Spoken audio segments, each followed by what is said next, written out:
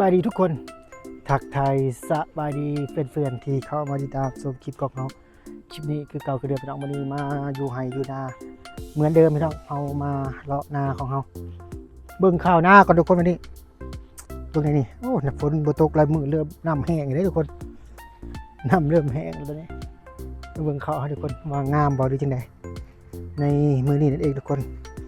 สังเกตบรรยากาศอยู่ไร่อยู่นาเหมือนเดิมจ้ะพาทุกคนมาชมบรรยากาศท้องไร่ท้องนาวันนี้ทุกคนน้ำเริ่มแห้งหรือไงได้ทุกคนใส่ปุ๋ยซะก่อนเนาะตอนเบิดผลใหม่ฝนเช้าตกใหม่ๆนะแล้วก็คือเห็นกันเลยพี่น้องเขาเนาะบอลงามบอลบ่อแล้วมันปุ๋ยถึงเนี่ยปุ๋ยบัวทัวเนี่ยบอลปุ๋ยก็ได้ยิงใส่งบประมาณพี่น้องกันปุ๋ยกันนี่นะบรรยากาศไห่นาตะกะครับพี่น้องวันนี้เริ่มนำคอนเลยพี่น้องเริ่มเห็นปลาคอนเลยพี่น้องนี่นะน้ำมันนี่เริ่มคอนเลยมันก็เริ่มเห็นน้ำคอนปลาคอนไปแล้วพี่น้องนี่บรรยากาศพี่น้องตัวนี้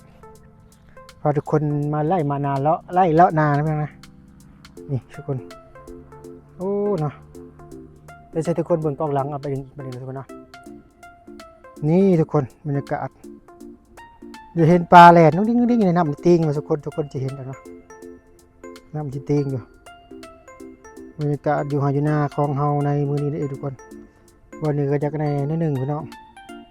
ยอดในยักษ์แน่นะพี่น้องเขาก็ได้เห็นกันเลยพี่น้องเลยบรรยากาศฝนกับตกหลายเมื่อดอกทุกคนเห็นป่ะสังเกตอันนั้นมันก็เริ่มแห้งเลยทุกคนทางไปทางมาเขาก็เริ่มแห้งแล้วพอฝนมันก็เศร้าลายมือเลยดิเนาะเด็กเริ่มแห้งเนี่ยแหละแต่ใครเนี่ยพี่น้องเขาก็เดินทางสะดวกไปหันมานี่ก็ได้พี่น้องมันฝนมันอะไรดีนะทุกคนฝนมันก็ใครเนี่ยแหละนะว่าไงจะไปเริ่มเบิดเลยเนาะอื่นกันสินพี่น้องสินพกสินเพลงได้มืออื่นเลยทุกคนสินเพลงมืออื่นก็ได้เป็นอีกมือหนึ่งที่ว่าหลายคนเนาะที่ไปวัดไปว่าเขาเองอีกผู้หนึ่งเลยพี่น้องที่มักไปวัดเนาะฟังเบิ่งว่าสิไปวัดได้เด้มืออื่นนี่เนาะวันศีลได้เด้ทุกคนศีลเพลงแล้วนะนี่เนาะบรรยากาศตอนนี้ช่วงใกล้สิเบิดฝนนะว่าไงช่วงก็จะ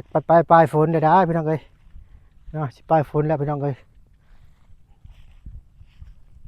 รรยากาศอยู่ไร่อยู่นาเหมือนเดิมจ้า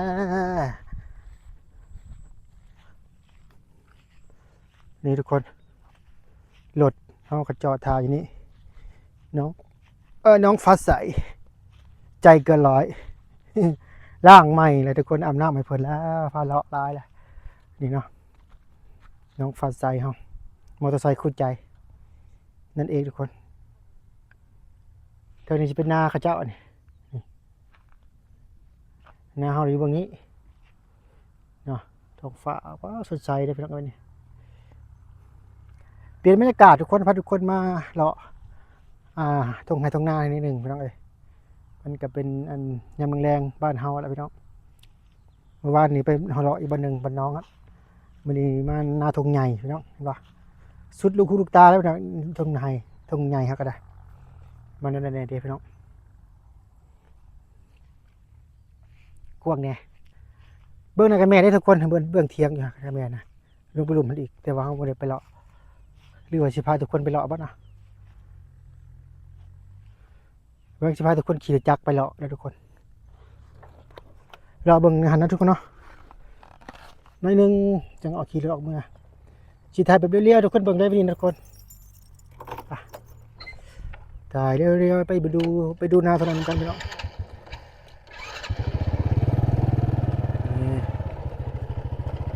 พาทุกคนขี่รถเลาะวันนี้ไปเบื้องหน้าบนน่ะเบื้องว่าสิเป็นอะไรทุกคนเนาะเบื้องนี้มันจะมีอะไรนิดนึงทุกคนเบื้องนี้จะเป็นหินลายนะดำบ่ได้ได้เบื้องนี้เลยมาดำเวียนได้อีกอย่างหินมันลายคนนี้ทุกพี่น้องเลยน้องนี่ก็ปีนหลายเลยทุกคนตอนช่วงดำมัน น้ำใช่ว่าขึ้นมาพี่ละแคมพี่ละมีแค่แน่แล้วมันก็เทียงนี่พี่น้องแต่บ่แม่นเทียงเฮานาตัวนี้เป็นนาเฮาเฮ็ดนี่โอ้ยน้ำบ่ให้เว้าทุกคนตอนเฮาดำใหม่ๆแล้วก็หินนี่พี่น้องหินแห่พร้อมนี่ไงบ่ให้เว้าน่ะหินแห่พร้อมบ่ธรรมดาเลยดำบ่ได้จนว่าเจ็บโปมือพุ่นละมาดำสุดก่อนนะนี่นะทุกคนบรรยากาศทุ่งไร่ทุ่งนายามแรงอันนี้บรรยากาศโคกน้องนาเนี่ยพี่น้องนะที่เป็นโคกเนี่ยเป็นน้องเนี่ยเป็นนาเนี่ยนี่นะทุกคนว้าวบรรยากาศยามแรงบ้านเฮา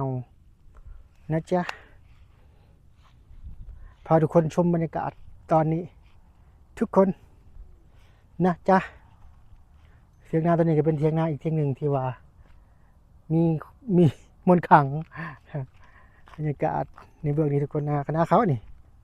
นาเขาได้ตัวนี่บนนาเขาได้นี่ดูทุกคนพี่น้องตรงนี้นี่น้ำก็เริ่มเบิ่แล้วเข้างามของบุญเนาะงามกว่าหน้าเฮาบุญเฮ้ยพี่น้องเอ้ยก็เป็นบุญก็งามกว่าหน้าเฮานี่บุญนี่ยังบ่ซ้ำหน้าเฮายังบ่ซ้ำความงามนี่พี่น้องสิเบิ่งภาพเบิ่งควายใช่ไหมควาย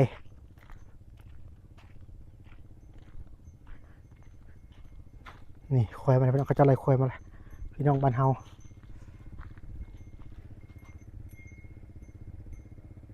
นี่คือควายนะพี่น้องนะ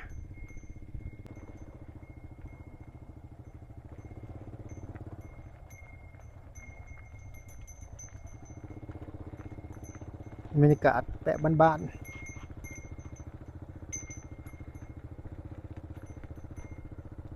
นะขี่เลย